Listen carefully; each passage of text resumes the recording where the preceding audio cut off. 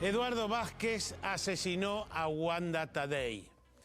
El baterista de Callejeros produjo un crimen emblemático. Emblemático. ¿Por qué? Porque después de eso hubo hombres que quemaron mujeres. Muchos casos que se repitieron. Y uno se pregunta, primero, el mecanismo, la idea de quemar a la esposa, ¿tiene algo que ver con Cromañón? ¿Con el incendio de Cromañón? ¿Tiene que ver con cosas que hay en la cabeza de ese hombre y de otros hombres? Y además, el mecanismo en sí mismo está claro, está clarísimo. ¿Es de una intencionalidad casi pensada? ¿O hay algo así espontáneo de una pelea llena de droga y alcohol? Insisto, es un crimen emblemático porque se repitió y se repitió muchísimas veces después de eso. Hoy, reclusión perpetua para Eduardo Vázquez, pero quedan todas las dudas y los interrogantes de un caso que después se volvió a dar tantas veces que no nos imaginamos. Este es el caso.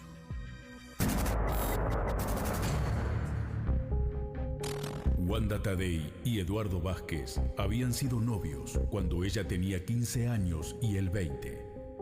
El reencuentro se produjo 12 años más tarde, en 2007. Afianzaron el vínculo y tras 2 años de romance, decidieron casarse para fines de 2009. Realmente es un sueño este matrimonio con mi amor. Y bueno, a mi mujer le quiero decir que nada que la va a sorprender, pero gracias por confiar en mí. Yo te dije que alguna vez que no te iba a fallar. Te amo con todo mi corazón y gracias por confiar en mí. La relación entre ambos tenía un costado sombrío, violento, que quedó en la intimidad de la pareja, hasta que la situación se desbandó tras una discusión. 2 meses después de contraer matrimonio con Vázquez, Wanda ingresó a la guardia del Hospital Santoyani con el 60% de su cuerpo quemado a manos de su marido. Bueno, ahí en este momento la están subiendo, Eduardo, arriba de la ambulancia del SAME, a Wanda Tadei, de 29 años, con el tubo de oxígeno. Sabemos que está con un respirador artificial. La noche del 9 de febrero de 2010, Vázquez participó de un ensayo de la banda Callejeros que terminó tarde. El baterista se ofreció para alcanzar de regreso con su coche a 2 de sus compañeros de la banda. Voces solo voces como ecos, como atroces chistes sin gracia. A causa de la tardanza, venía manteniendo una prolongada discusión telefónica con ella, que incluyó también mensajes de texto. El altercado continuó cuando Vázquez finalmente arribó, cerca de las 3 de la mañana del 10 de febrero, al domicilio de la pareja, ubicado en el barrio de Mataderos. Allí estaban ya acostados los 2 hijos de Tadei, de 6 y 9 años.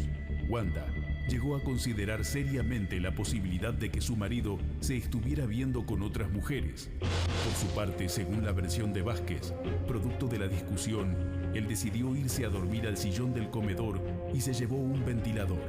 Wanda habría cortado la luz de la casa de manera intencional a causa del enojo que sentía. Estar a oscuras perturbaba a Vázquez. El baterista de Callejeros padecía un cuadro de estrés postraumático desde el incendio de Cromañón, donde murió su madre, Dilba Paz, y cargaba con el peso de lo ocurrido. Me agarró la botella y como que me quiso como pegar en la cabeza. Y yo estaba sentado y simplemente se la frené. Y fue ahí que como que explotó, salió la tapa y nos empapamos los dos. En sus posteriores declaraciones sobre lo sucedido aquella desdichada noche, el músico sostuvo que Wanda estaba muy enojada. Tal es así que le quiso pegar en la cabeza con una botella que contenía alcohol. Esto habría llevado a un forcejeo que hizo saltar la tapa del envase, dejando escapar el líquido que impregnó el cuerpo de su esposa y sus manos. A continuación, según explicó, habría tomado la decisión de encender un cigarrillo y se le prendieron fuego las manos. Se ha rociado con alcohol al maniquí Yo de muy cerca, no más de 15 centímetros, he prendido un cigarrillo, no pasó nada. Digamos, más, paso cerca, prácticamente lo estoy tocando, tampoco pasa nada. Wanda habría intentado ayudarlo a apagar el fuego con un almohadón y al acercarse a él, se habría terminado quemando con el cigarrillo, lo que originó que se encendiera fuego su cuerpo. Y yo estaba así, y fue el momento que agarro el cigarrillo, hago eso, y ahí empiezo a zamarrear, pero en el primero así se explota la tapa. Sin embargo, el relato de Vázquez no coincidió con los peritajes realizados durante la investigación del hecho.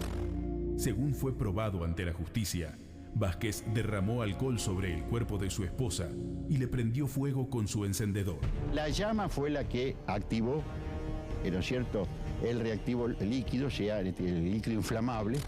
Lo cierto es que Tadei sufrió quemaduras de profundidad tanto en la cara como en la zona del cuello, el tórax, brazos y piernas. Arranca la ambulancia, Eduardo, que va a trasladar a Wanda hacia el Instituto del Quemado. Lógicamente, ya nos comentaba el doctor, tiene que ser urgente, inmediato.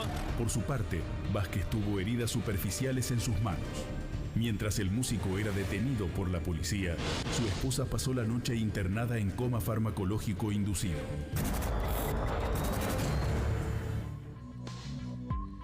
Doctor Torre, ¿cómo se resuelve un caso, un crimen, en este caso, donde solo hay dos personas en la escena y uno no tiene, digamos, testigo, no hay, digamos, acá uno de los chicos estuvo despierto, pero ¿cómo se encara un tema así?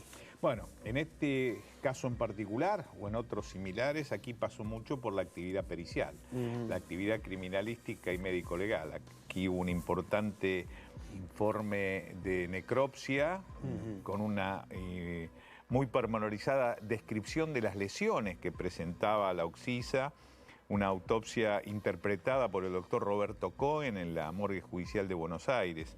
Esto es lo que iba a permitir luego. Algo hemos visto en los avances, esto iba a permitir en la reconstrucción del hecho demostrar la mendacidad de Vázquez en cuanto a la mecánica de producción del hecho, en realidad, ¿verdad? ¿Por qué? Porque uno puede decir, la quemó. A ver, siempre decimos alguna frase del doctor Osvaldo Raffo, el cadáver habla, ¿verdad? Ajá. Y de alguna manera todos lo hemos hecho propio y lo repetimos consuetudinariamente. Aquí el cadáver habló.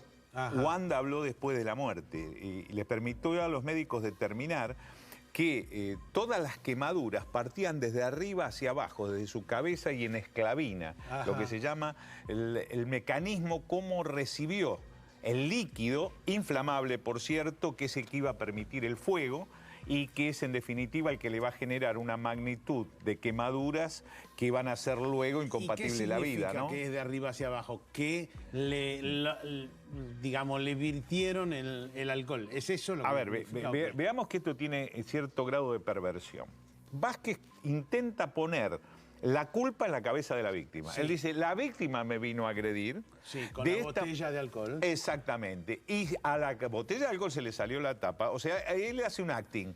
Y se le salió la tapa y ahí se volcó el alcohol encima, ¿verdad? Sí. O el perfume encima. Y luego, ¿qué es lo que dice? La víctima intentó prender un cigarrillo. De esta manera él hace un acting un acting out. Saca todo afuera de él. Coloca todo en la cabeza, toda la culpa en la cabeza de la víctima. Lo que se va a demostrar en las pericias de la que va a participar la Gendarmería Nacional y van a participar peritos de parte, entre ellos algunos exfuncionarios como el doctor Silveira, el licenciado Silveira de la Policía Federal, más a su vez los médicos del cuerpo médico forense, es reconstruir históricamente cómo ocurrió el hecho y que no condice con los dichos de Vázquez.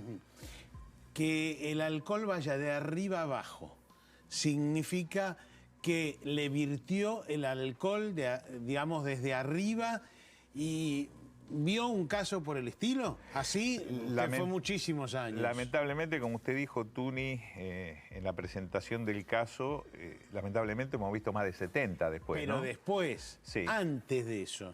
Sí, yo he tenido, pero no con perfume, no con alcohol doméstico, por decirlo de alguna manera, hemos tenido con combustibles, ¿no? Ajá. E inclusive hemos tenido no solamente mecanismos homicidas, sino mecanismos suicidas, yo reconozco varios. Ajá. O sea, alguien ha tenido casos de alguien que va a comprar combustible y dice, la quemo.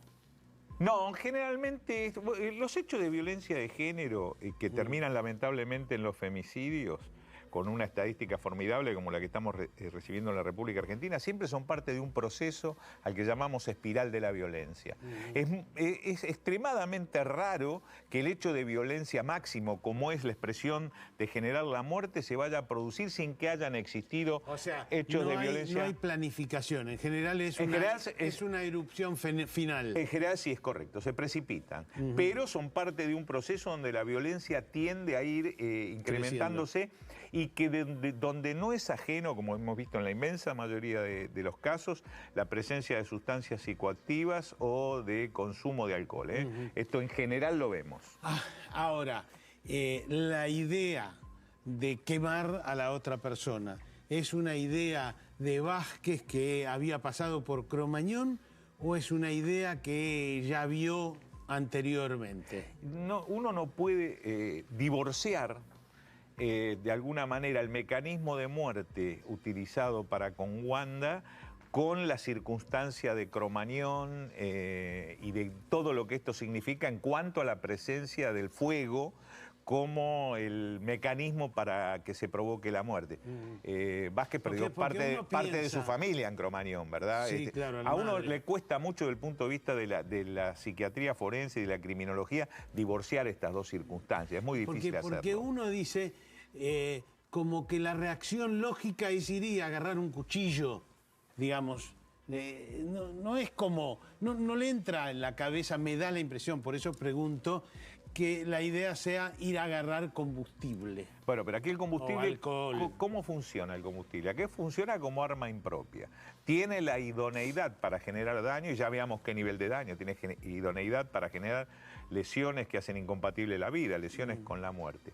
Estos hechos se precipitan utilizando armas impropias, o sea, elementos que no han sido construidos para ofender o defender, pero que en la circunstancia particular se utilizan para ello y tienen la capacidad de provocar la muerte. El cuchillo, como usted bien dijo, es muy común que lo veamos en los casos de femicidio, que encontremos en el escenario criminal abierto el cajón de los cubiertos del comedor diario o de la cocina. En este caso, la improvisación no ha ido en procura del arma blanca, ha ido en procura del elemento combustible. Y, insisto, uno no lo puede separar de la idea del incendio de Cromañón, ¿no? Bueno, después quiero hablar con usted, doctor Torre, y vamos a hablar con el padre de Wanda, de qué papel juega lo de Cromañón, en el sentido, porque el primer tribunal dijo, y bueno, venía con un estrés postraumático después con un trauma venía, por decirlo más sencillo. Y bueno, el primer tribunal consideró que venía con un trauma y que esto un poco tenía que ver. Circunstancias extraordinarias de atenuación, cosa que le permite el artículo 80 del Código Penal, ¿no? Pero vamos a hablar de todo eso enseguida. Acá vamos a los hechos concretos de lo que ocurrió esa noche.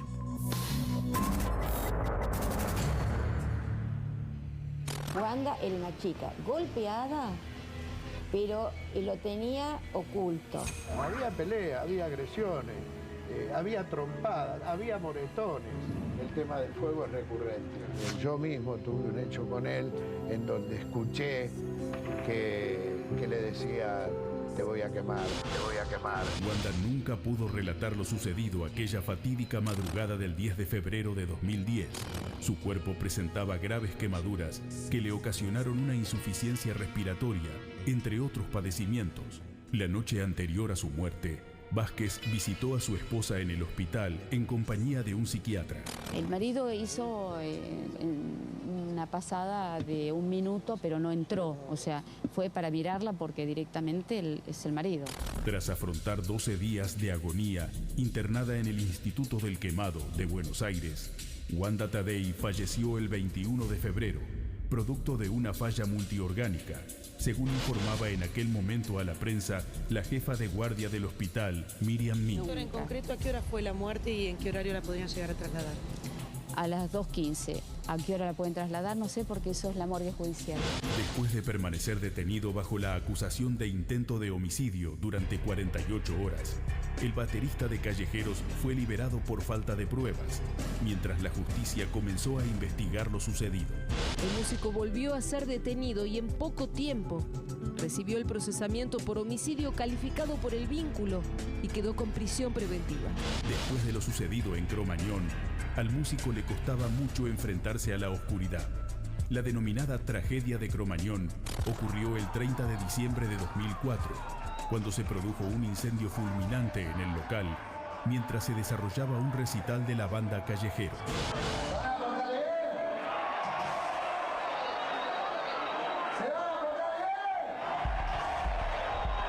Este triste episodio dejó un saldo de 193 jóvenes muertos y 1.430 heridos. Entre las consecuencias del nefasto episodio, el entonces jefe de gobierno porteño, Aníbal Ibarra, fue enjuiciado y destituido por la legislatura, lo cual era una de las demandas de los familiares de las víctimas. Eduardo, ¿podemos hablar dos segunditos con vos? ¿Pudiste aclarar el tema de las bengalas? 2 segundos nada más. En total se llevaron a cabo 4 juicios orales por la tragedia de Cromañón, en los que fueron juzgadas 26 personas, de las cuales 21 fueron condenadas y 18 de ellas fueron a prisión, pero actualmente todos quedaron en libertad, la mayoría de ellos con la condena cumplida. El único que sigue tras las rejas es Eduardo Vázquez, quien cumple la condena de prisión perpetua en el penal de Ezeiza por el crimen de Wanda Tadei. Jorge Tadei, el padre de Wanda. Jorge, gracias por estar acá. Yo decía, algunos de los argumentos de la defensa fueron que él tenía un trauma por el tema Cromañón, por todo lo que perdió la madre ahí en Cromañón. ¿Cómo jugó ese tema? Mira, el tema es así. Incluso yo lo he escuchado a Vázquez, sí, que fue la única vez que escuché algo de violencia de Vázquez hacia Wanda, pues Wanda ocultaba todo, ajá, como toda mujer golpeada. Claro. Que él amenazó con que la iba a quemar en una oportunidad. Pero el tema de... O sea, tu impresión es que ya lo tenía en la cabeza, la idea de quemar. No, justamente no. Yo creo que lo de Cromañón, ellos lo utilizaron en la defensa como para decir que tuvo un estrés postraumático. Entiendo. Luego se demostró, incluso con la declaración del propio doctor psiquiátrico que lo atendió a él en el Alvear, ajá, que era presentado por la defensa, ayudó a demostrar que él no tuvo estrés postraumático, porque dijo que él lo había tratado así, pero que estaba impecable. Eso por un lado. Y por otro lado, nosotros no pensamos, porque luego uno cuando trabaja en el tema violencia, en el tema femicidio, que nosotros somos militantes, claro, de esto, vas comprobando que, bueno, el doctor decía, ¿qué es lo que tiene a mano o que agarra un cuchillo? Bueno, en este caso se dio así, estaban 2 botellas de alcohol, ajá, que esa la tenemos registrada. ¿Botella de alcohol de quemar, digamos? Alcohol era una fino y alcohol de quemar en la parrilla. El olor que yo sentí en la casa era alcohol de quemar, era muy profundo el alcohol de quemar. Y luego, como dice el doctor, como dijo el doctor Cohen cuando hace la autopsia, que inclusive trajo PowerPoint, todas estas cosas, sí, en el juicio, en el debate, y demuestra que lo que él declara, que Wanda fue con la botella, que Wanda estaba sentada.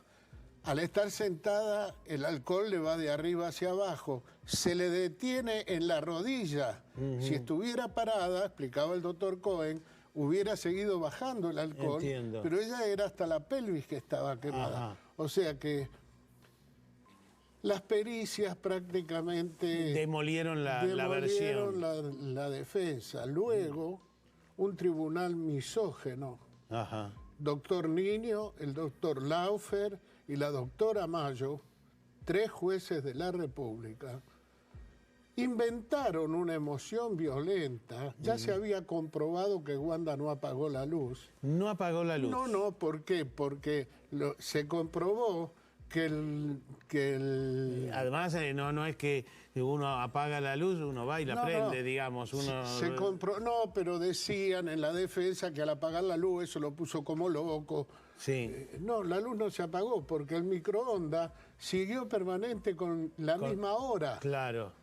Se demostró que no se apagó la luz. Este tribunal misógeno inventa en un argumento de 200 fojas, trayendo cosas hasta de Roma, si te descuidas, y luego fue desbaratado completamente. O sea, Jorge, quedó en claro de que nunca se apagó la luz porque el reloj del microondas nunca se cortó. Así es.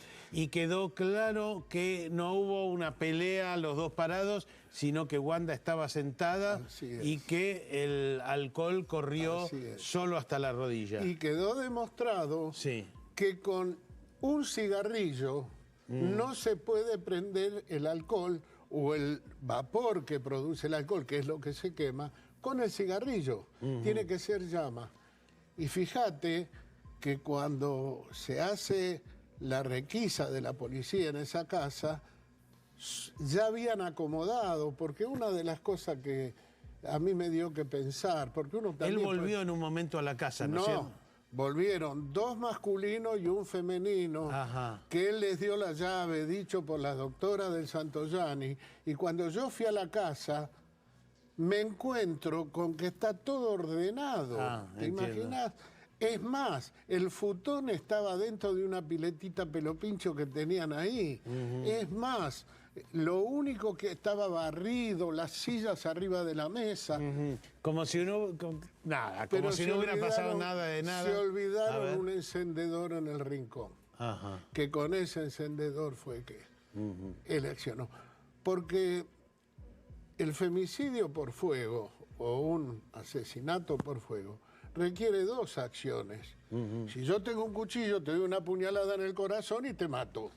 Acá te tengo que tirar el alcohol y luego prender. Esta fue la condena.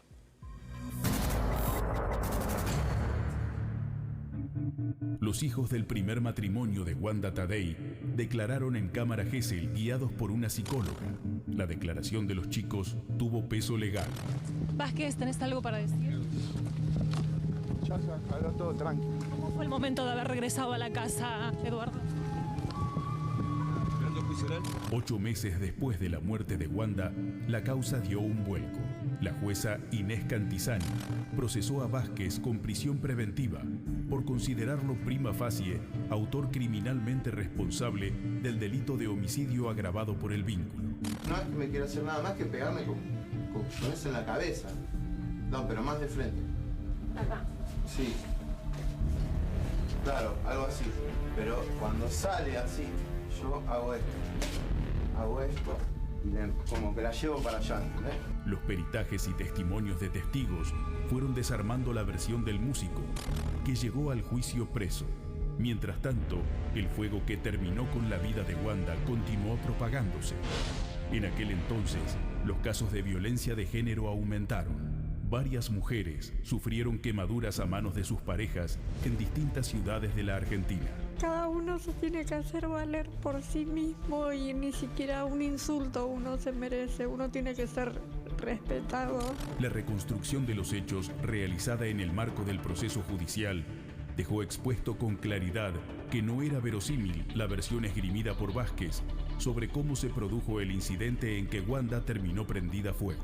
Condenar a Eduardo Arturo Vázquez, filial en Autos, como autor penalmente responsable del delito de homicidio calificado por el vínculo, atenuado por su comisión en estado de emoción violenta, a la pena de 18 años de prisión, accesorias legales y costas. En esta primera instancia, en junio de 2012, la justicia condenó a Vázquez a 18 años de prisión, al considerar como atenuante que había actuado en estado de emoción violenta. Este fue el argumento planteado por la defensa del músico y al que, hasta ese momento, la justicia recurría en diferentes ocasiones en casos vinculados a la violencia de género. por qué aplicaron en atenuante de la emoción violenta, porque en ningún momento se planteó. Lo único que lo planteó fui yo en el alegato diciendo que no existía. No lo planteó el fiscal, no lo planteó la defensa, o sea, es una atribución que se ha tomado el Tribunal Oral. El fallo generó descontento en buena parte de la sociedad y se realizaron marchas para pedir que se revea la decisión. La muerte de Wanda Tadei instaló definitivamente la discusión sobre la violencia de género en la agenda pública. Fue uno de los casos que impulsó la reforma del Código Penal, sancionada en noviembre de 2012, para incorporar la figura del femicidio como agravante en los homicidios. La ley de femicidio, aprobada sin debate por 222 votos en la Cámara de Diputados, implica una reforma del Código Penal que establece la prisión perpetua al hombre que matare a una mujer y mediare violencia de género. Finalmente, el 18 de septiembre de 2013, la Cámara Federal de Casación Penal modificó la sentencia de primera instancia, descartando la existencia de emoción violenta y acrecentando la pena. De esta manera, el acusado fue condenado a prisión perpetua por homicidio agravado por el vínculo. Más tarde, la Corte Suprema de Justicia confirmó la nueva resolución. Mientras pasa sus días en la cárcel, los interrogantes que encierra el accionar desplegado por Vázquez permanecen abiertos. Todo indica que el fuego está constantemente presente en la vida de esta persona. De hecho, el músico tiene tatuado en su brazo izquierdo la figura de una mujer semidesnuda, prendida a fuego. Este tatuaje se lo hizo con anterioridad al incidente en que su esposa terminó con el 60% del cuerpo quemado, tras discutir con él. Hemos tenido muchos casos después del de Wanda. ¿Te parece que eso despertó, Jorge, algo inconsciente en otros hombres que dijeron, voy a quemar? ¿Hay un mecanismo así? ¿Algo así pasa? Hay un hecho muy emblemático, antes que Jorge conteste, que es el de María Fátima Catán, que fue el segundo y que también fue muy mediatizado. Los medios de comunicación de alguna manera también lo levantaron. Que de un poquito jugaron, Jorge, como los dos casos testigos, ¿verdad? Dos casos testigos, pero vos fijate que ese año hubo 58 casos de mujeres asesinadas por esto. Y yo, en un primer momento... ¿Asesinadas quemando? Quemando, no asesinadas, atacadas con fuego. Correcto. Algunas murieron y otras sobrevivieron. Fátima. Aclaremos que a esta altura llevamos más de 70 casos. Así es, doctor. Y... Bueno, yo soy viejo, No, estábamos hablando de que ese año hubo más de 50 y que el caso testigo fue el de María Fátima Catán, igual que el de Wanda, ¿verdad? Justamente, y yo en ese año que se sucedían tantas mujeres atacadas con fuego, Vázquez estaba en libertad. Claro. Porque Vázquez tuvo falta de mérito de entrada. Sí. Tal es así que cuando nosotros nos presentamos como querellantes, el fiscal, el doctor Niclinson, Martín Niclinson, nos dice, mire, con lo que tengo es falta de mérito, tráiganme pruebas. El fiscal de la Nación, que nos pide prueba a las víctimas. Bueno, nosotros ayudamos, hemos colaborado, pero fundamentalmente la condena de Vázquez es a partir de todos los peritos, porque el perito de la Policía Federal que hace la prueba escopométrica... El licenciado Jorge Silveira. Sí. Silveira, exactamente. ¿Cómo se llama la prueba? En realidad lo que hacen es una prueba escopométrica, viene Scopain, observación y medición. Son los peritos especialistas en precisamente el análisis de todas estas circunstancias, que es el antecedente que da la licenciatura en criminalística, se llama escopometría. ¿Pero en qué consistió la pericia? Vázquez decía que Wanda la ataca con una botella, que cuando lo golpea se abre la botella, pero resulta ser que esa tapa de la botella de plástico tenía el precinto. Ajá. Y luego los peritos dicen esto lo puede únicamente con mucha fuerza y da de más de un hombre. Ni siquiera la fuerza de una mujer lo podía haber abierto. Yo insisto en esto. Él genera un acting out, en poner todo en la cabeza de la víctima. O sea, la víctima muere accidentalmente por una acción que ella misma promueve. Esta es la idea, de alguna manera, de la estrategia de defensa de Vázquez, ¿verdad? Que esto es lo que van a retrotraer en su posición antagónica los peritos. Insisto, acá hay dos o tres peritos que son claves, ¿no? En esa pericia, Silveira y Cohen. en esa pericia se hace la prueba de si se prende o no se prende el alcohol. ¿Se hizo? Sí, se hizo prueba de campo, los bomberos hicieron una prueba de campo donde demostraron que yo, un vaso lleno de alcohol, te puedo tirar un pucho prendido y no sé, y puedo aspirar el pucho así, como él dice que aspiró fuerte, no se puede prender, no dan las calorías para que... O sea, para que quede claro de alguna manera para la audiencia que nos está viendo, para que se encienda ese combustible líquido con el que se ha sido rociado la víctima, tiene que echar llama. Esto es lo que se demuestra pericialmente y no el hecho de fumar un cigarrillo. Que es de alguna manera la teatralización que Vázquez arma con relación al hecho que lleva a la muerte a Wanda, ¿no? Ahora, impresiona que uno agarre y acerque una llama. Ya ahí como... es casi como pegar un tiro. Tony, a eso lo llamamos dolo. Es la voluntad criminal de generar daño. Es generar un daño lesionológico que indudablemente termina con la muerte, ¿verdad? No estamos hablando de un dato menor. Esto es lo mismo, exactamente igual que todos los casos de femicidio con los que lidiamos cotidianamente cuando se va a buscar el arma blanca. Uno no puede decir fue a buscar un arma blanca con la idea de generar una lesión menor. Está procurando generar una lesionología importante, ¿verdad? Así es. Y Wanda ocultaba esa espiral que había, como todas las mujeres víctimas de violencia, ocultaba ese espiral que se estaba, digamos, que estaba pasando ahí. Tony, Wanda, el 6 de febrero, Beatriz, mi señora, cumpleaños. De 2010 estaba viva. Sí. Hacemos una fiesta, hicimos unos ravioles, el sábado vinieron. Y Wanda le dice a mi hermana, pues estaba Wanda, estaba Vázquez, estaba toda la familia. Claro. Y Wanda le dice a mi hermana, tía, ¿vos viste un matrimonio más perfecto que el mío? No te puedo creer. Pero absolutamente, a los 5 días la prendió fuego. Esto es así, pero mirá, Tuni, yo soy militante, recorremos todo el país con Beatriz, recorremos municipios, recorremos provincias, desde Tierra del Fuego que hemos estado hasta Salta. Fuiste uno de los luchadores fundamentales por la ley que por primera vez establece el tema del feminicidio. Aclaremos también, y le interrumpo un segundo, Jorge, que la conducta de imitación criminal se va a repetir en toda la geografía argentina. Tuvimos hechos en Trelew, en Puerto Madryn, en el norte. O sea, el copycat, que es lo que llaman los americanos, que es la conducta de imitación criminal, aquí se va a replicar en todo el territorio argentino. Discúlpeme, lo interrumpí. No, pero justamente yo quiero agregar acá lo que dice el doctor, que no es una casualidad que hay una repetición. Vos en la introducción dijiste, el femicidio es el último escalón de una escalada de violencia hacia la mujer, a partir de conceptos patriarcales, a partir de conceptos sociales, que se llega al femicidio.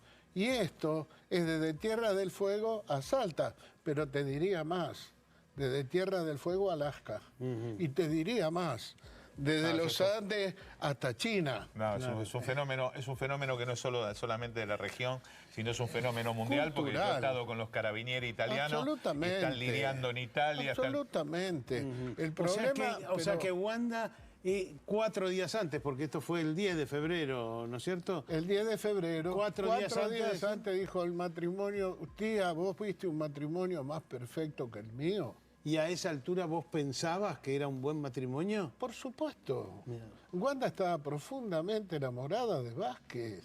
Wanda, aparentemente, sin saber la antesala, pensaba que era feliz porque estaba con el amor de su vida. Es así.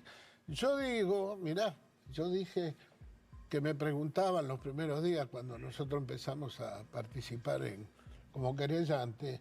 Me preguntaban los periodistas si yo estaba enterado. Le digo, mira, yo soy como el cornudo, fui el último que me enteré. Porque luego me entero y luego veo que es una tangente permanente en lo que es la violencia hacia la mujer. Es una constante que la mujer que es agredida no lo reconoce, ni lo divulga, ni lo dice. Y hoy, después de toda la lucha que se libraron en estos 9 años, que culmina en el 2013 con ni una menos, 700.000 mujeres en la calle, y se repite en el 2015 y la huelga de las mujeres. Y toda esta cresta de trabajo, de lucha que hay de las mujeres por la igualdad, porque en definitiva acá se dice feminista, feminista. Nosotros luchamos por la igualdad. ¿Y sabes qué digo yo cuando doy las charlas, las conferencias en colegios, en universidades, en donde participamos? Yo lucho para que Vázquez no esté preso.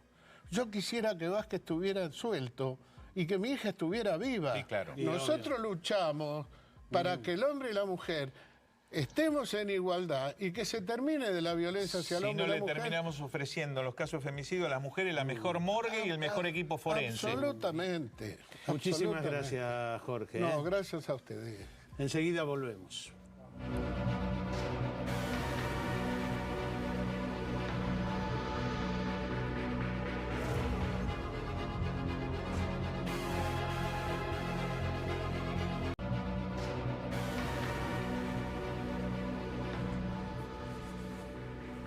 Doctor Torre, de alguna manera hay como un magnetismo del fuego o algo por el estilo, porque Eduardo Vázquez tiene tatuado algo relacionado con el fuego.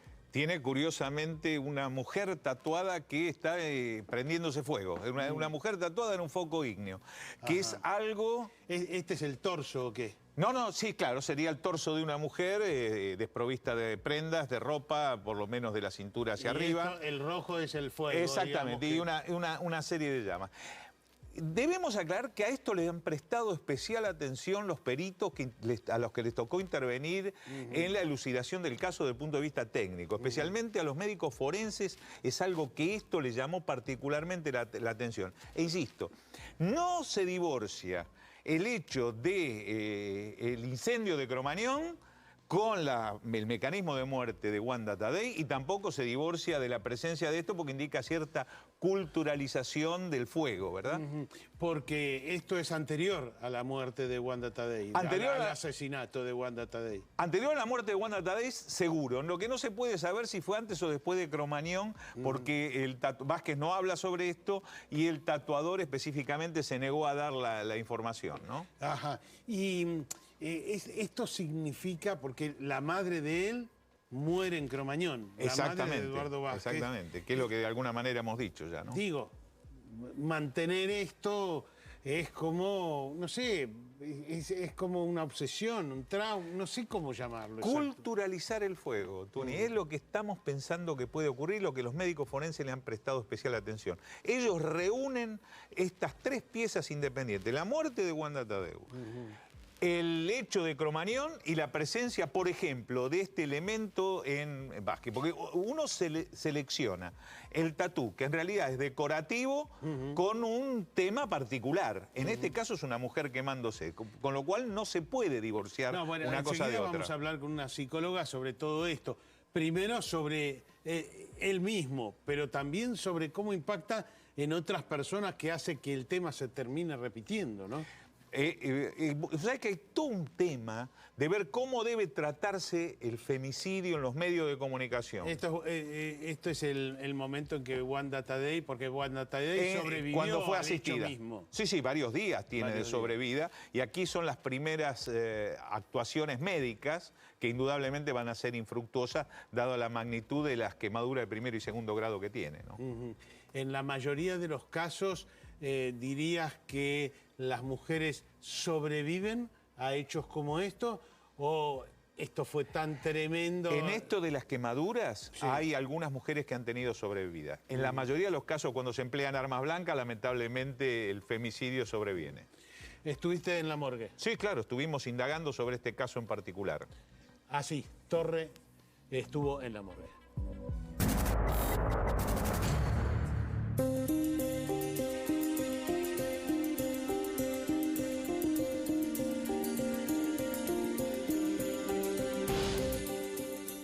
Vinimos a la morgue judicial de Buenos Aires porque de alguna manera es el sitio donde, a través de las investigaciones médico-legal, se va a determinar cómo fue la verdadera mecánica de producción de los hechos.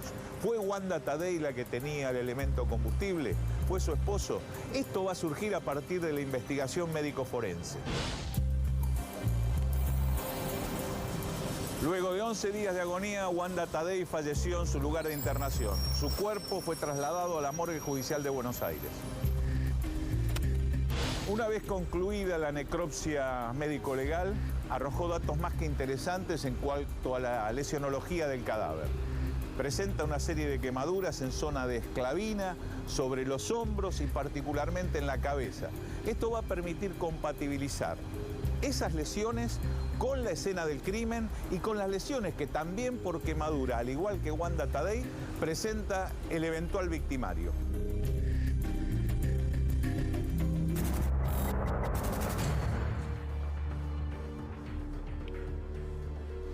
Licenciada D'Alessio, gracias por venir. ¿Cuál es su especialidad? Bien, yo me dedico a trabajar especialmente con mujeres en situación de violencia de género, hace varios años ya.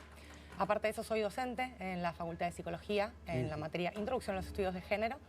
Entonces, es una preocupación para mí bastante importante desde hace mucho tiempo cómo hacer para que la sociedad comprenda cuáles son las cosas que tienen que cambiar para que esto no suceda más.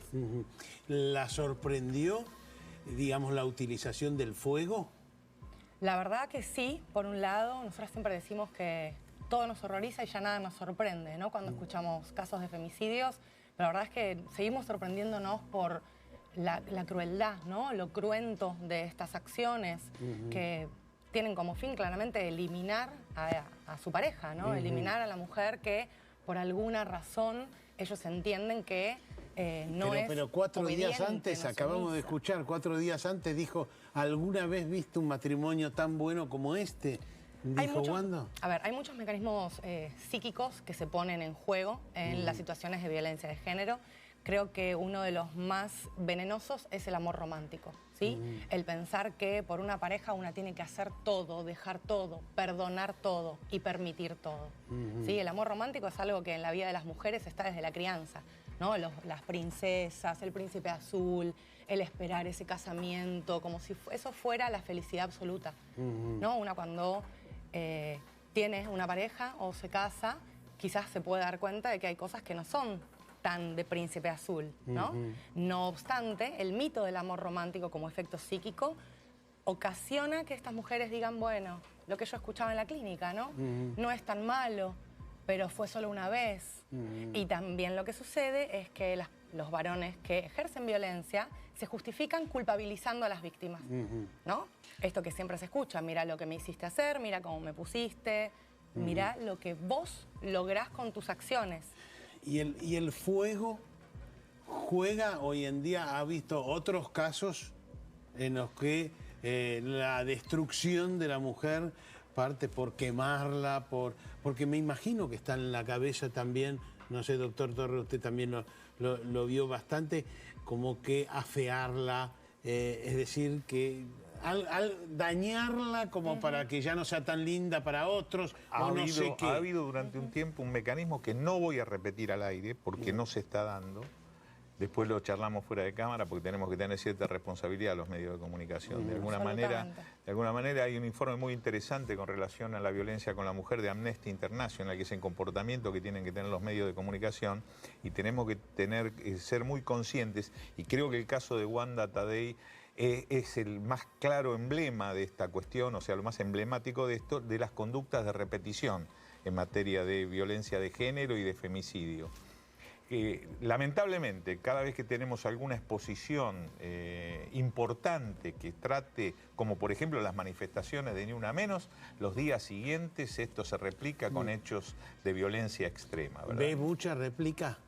Sí, en realidad, a partir de este caso hubo muchísimos casos, ¿no? Iguales, en los que el fuego era el arma. Y según Mariana Carvajal, que ha hecho un estudio muy importante sobre violencia y mujeres, ella lo que dice es que a partir del año 2013, ¿sí? Donde la condena es perpetua, empieza a bajar el número de casos, ¿no? Entonces, es lo que dice acá el compañero. Primero, la responsabilidad en cómo se transmite esto, ¿no? Segundo, la responsabilidad de la justicia, la responsabilidad del Estado, ¿sí? En proteger a las víctimas y castigar a los culpables debidamente. Entonces, si yo veo en la tele que un varón prende fuego a una mujer y sale caminando, Bueno, claramente esto es un mensaje para todos los otros femicidas que estaban pensando cómo matar a una mujer. Y bueno, prender fuego parece que está bueno, ¿no? Dicen, porque ella no puede dar su testimonio, ¿no? Y bueno, es un accidente. De cualquier manera, la limpieza de CDs, ¿no? Todas estas cuestiones que empezaron a aparecer en otros casos, que claramente son ridículas. Pero la verdadera prevención no pasa por aumentar las penas. La verdadera prevención cambia por transformar la cultura que nosotros hemos heredado. Totalmente. Por un lado, de los pueblos originarios, y por otro lado de nuestra ascendencia europea, de la imagen del pater familia romano, que es de donde provenimos nosotros. A veces le echamos la culpa de determinadas manifestaciones antropológicas con relación a los delitos, como el abuso sexual intrafamiliar, y también tenemos que pensar en nuestra herencia europea, donde el pater familia también ejercía esta suerte de dominio absoluto. Inclusive sobre la vida y la muerte. Lo que hay que hacer es hacer una transformación de tipo cultural. Exacto. Tenemos que llegar de una vez por todas, por eso lo charlábamos con el papá de Wanda, tenemos que llegar una vez por todas a que no ocurran los crímenes, no a que tengamos, siguiendo los preceptos de las Naciones Unidas, la mejor morgue o el mejor sistema forense para investigar la muerte de una mujer. Tenemos que evitar que ocurran las muertes, ¿verdad? Exactamente, sí. Por eso hay que ahora, cambiar. ¿cómo se previene, licenciada? Bien, lo primero que tenemos que tener es información, ¿no? Sobre cuáles son los factores que contribuyen a que un varón se sienta libre de humillar, golpear y eventualmente asesinar a su pareja. Pero ¿no? ¿es factible romper esa mecánica que por ahí en esa pareja se repite? Es muy complicado, yo voy a explicar por qué. Uri Bronfenbrenner, el psicólogo ruso-americano, que habla de los modelos ecológicos que van de lo general a lo particular, hay factores. Para el caso de la violencia de género, factores de la sociedad, factores de la comunidad, factores de las relaciones individuales y factores del individuo en particular. Llega un momento que es tan complejo el plexo que todo pasa por la gran transformación cultural, por la educación en definitiva. Pero ¿no? nosotros ante un caso, que es lo que debe atender la licenciada D'Alessio, es ante un caso, ¿qué se hace? Ante un caso, no ya para prevenir que eso empeore, por decirlo de alguna manera. Reconocer cuáles son en realidad los pasos previos, ¿no? Siempre decimos que estas relaciones empiezan todas igual. Al principio hay una idealización de amor del príncipe, de todo.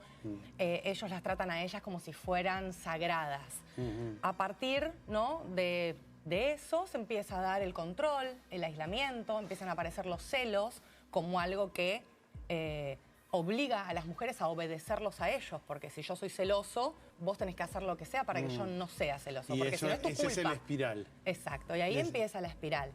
Empieza a acumularse la tensión, a haber estallidos, los estallidos cada vez son más violentos, y siempre viene la última parte, que es la luna de miel, ¿no? Lo que cierra el círculo. Entonces, no nos olvidemos que son vínculos sexoafectivos en los que el amor ya está establecido. Entonces, si una persona a mí me quiere y me lastima y me pide perdón, yo también la quiero, la disculpo.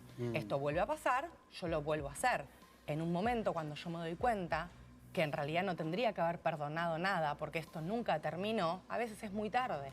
Entiendo. Entonces, tenemos que conocer esto desde el principio, cómo funciona el mecanismo, digamos, de sujeción de las mujeres a estas relaciones violentas. Gracias, licenciada. Nuestras conclusiones enseguida.